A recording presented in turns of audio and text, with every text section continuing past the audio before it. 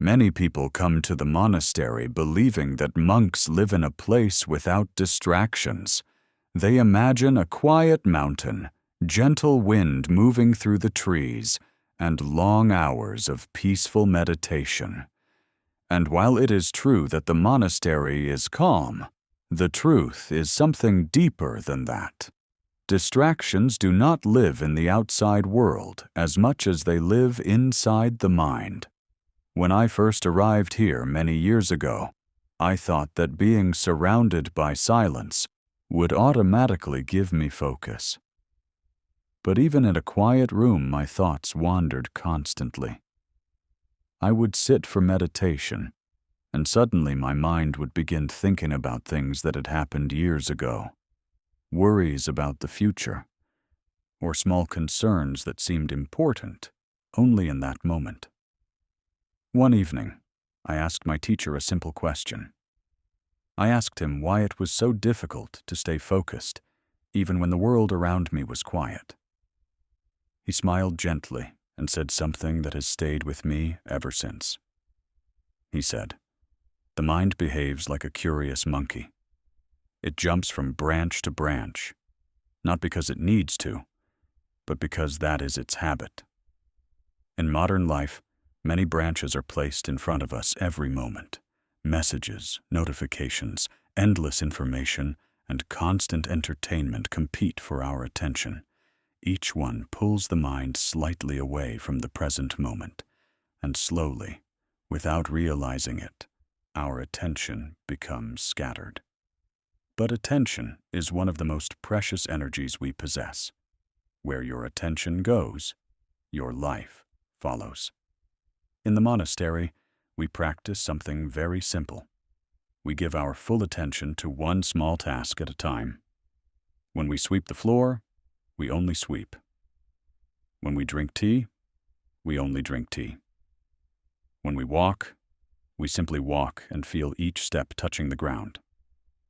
At first, this practice feels almost too simple, but over time, something powerful begins to happen.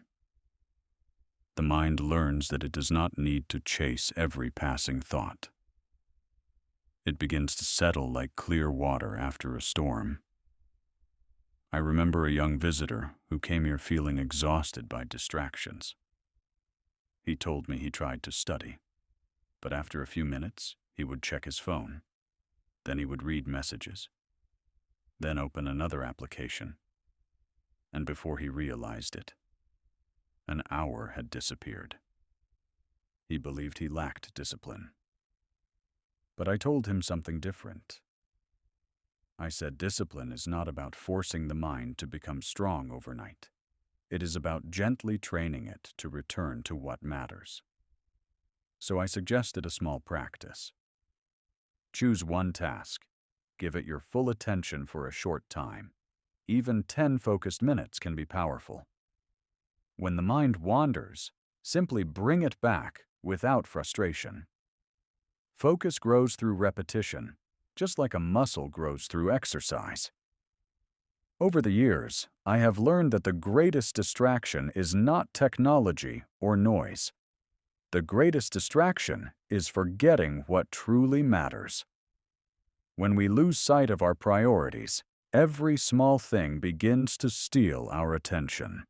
But when your purpose is clear, distractions lose much of their power. If you know that learning, growing, and living meaningfully are important to you, then your actions naturally begin to reflect that understanding.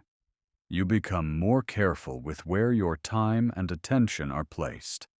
This does not mean you must remove all distractions from your life. That would be impossible. Instead, you learn to return your focus gently, again and again, like guiding a wandering boat back toward the shore. Over time, the mind becomes calmer, work becomes easier, creativity becomes clearer, and most importantly, you begin to feel more present in your own life. So if you ever feel overwhelmed by distractions, do not become discouraged. Simply pause. Take a slow breath. Ask yourself one quiet question. What truly deserves my attention in this moment? Then give that moment your full presence. Because when you protect your attention, you protect the direction of your life. And when your attention becomes steady, your mind becomes peaceful, your actions become meaningful, and your days begin to feel purposeful once again.